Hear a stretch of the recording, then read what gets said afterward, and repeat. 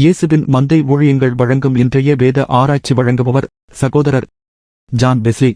ஆண்டவராய் இயேசு கிறிஸ்துவின் ஈடு இணையற்ற நாமத்தினாலே உங்கள் அனைவருக்கும் அன்பான வாழ்த்துக்கள். இந்த நாளுக்கான வேத வசனம் லூக்கா எழுதின சுவிசேஷம் 9ஆம் அதிகாரம் 62ஆம் வசனம். அதற்கு இயேசு, கலப்பையின் மேல் தன் கையை வைத்து பின்னிட்டு பார்க்கிற எவனும் தேவனுடைய ராஜ்யத்திற்கு தகுதியுள்ளவன் அல்ல என்றார். அருமையான கர்த்தருடைய பிள்ளைகளே, ஆண்டவர் ஆகிய இயேசு கிறிஸ்து கடந்து சென்று கொண்டிருக்கும் போது, சுவிசேஷத்தை அறிவித்துக் கொண்டு சென்று கொண்டிருக்கிற வேளையிலே ஒரு மனிதன் அவரை பார்த்து சொல்கிறான், ஆண்டவரே, உம்மை பின்பற்றுவேன், ஆனாலும் முன்பு நான் போய் வீட்டில் இருக்கிறவர்களிடத்தில் அனுப்புவித்து கொண்டு வரும்படி எனக்கு உத்தரவு கொடுக்க வேண்டும் என்றான். ஆண்டவர் அவனை பார்த்து சொன்ன பதில்தான், கலப்பையின் மேல் கை வைத்துவிட்டு பின்னிட்டு பார்க்கிற எவனும் தேவனுடைய ராஜ்யத்திற்கு தகுதி உள்ளவன் அல்ல. அருமையான கர்த்தருடைய பிள்ளைகளே, லோத்துவினுடைய சம்பவத்திலும் பார்க்கிறோம்.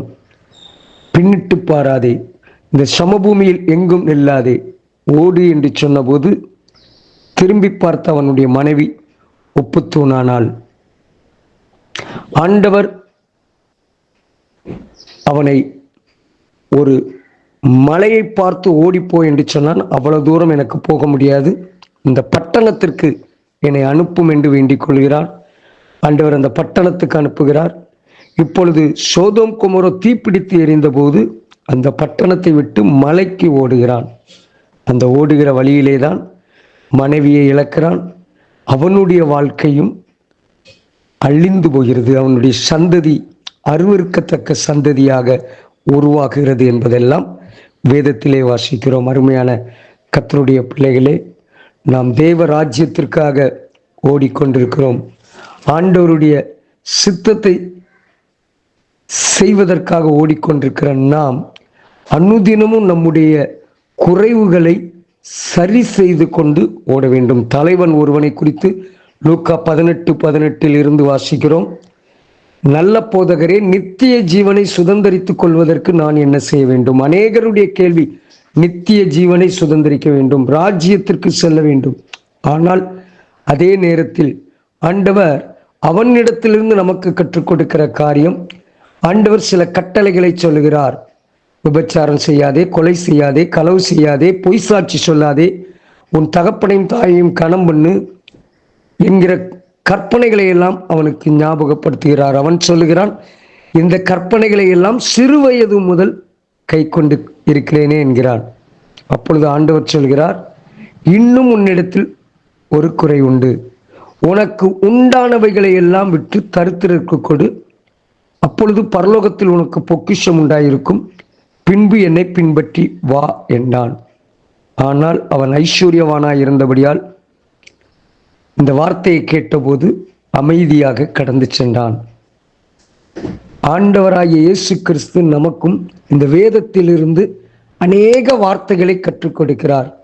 சில வார்த்தைகளை நாம் ஏற்றுக்கொள்கிறோம், சில வார்த்தைகளை மகிழ்ச்சியோடு பின்பற்றுகிறோம்.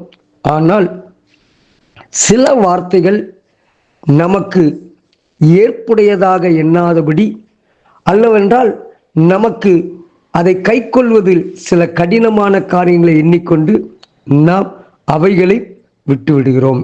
அல்ல, நம்முடைய குறைவுகளை எல்லாம் கிறிஸ்து இயேசுவுக்குள் நாம் நிறைவாக்க வேண்டும்.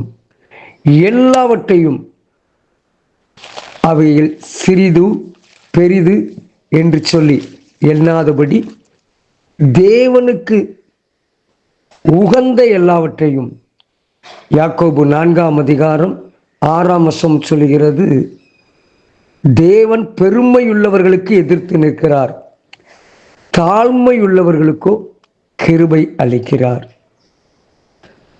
அதே யாக்கோபு 4:10, கர்த்தருக்கு முன்பாக தாழ்மைப்படுங்கள், அவர் உங்களை உயர்த்துவார். ஆம், இந்த கால வேளையிலே ஆண்டவருடைய சமூகத்திலே நித்திய ராஜ்யத்திற்காக ஓடுகிற நாம் தேவன் வேதத்தின் மூலமாய் கற்றுக் கொடுக்கிற எல்லாவற்றுக்கும் கீழ்ப்படிய வேண்டும். நம்மை தேவனுக்கு முன்பதாக தாழ்மைப்படுத்த வேண்டும். தேவனுக்கு உகந்ததை நாம் செய்ய வேண்டும். ஆண்டவருக்கு பிரியமான ஓட்டம். உலகத்தை பார்க்கிறவன் தேவ ராஜ்யத்தை சுதந்தரிக்க முடியாது. தேவ ராஜ்யத்தை சுதந்தரிக்கிறவன் உலகத்தை பார்க்க மாட்டான். ஜெபிப்போம். அன்பின் தகப்பனே, இந்த கால வேளைக்காக நன்றி செலுத்துகிறோம். என்னோடும் எங்களோடும் கூட பேசின கர்த்தாவே, தேவ ராஜ்யத்துக்கு அடுத்தவைகளை எண்ணி ஓட, உலகத்தை உதறி தள்ளிவிட உதவி செய்யும். கர்த்தர் உங்களை ஆசீர்வதிப்பாராக. God bless you. ஆமேன்.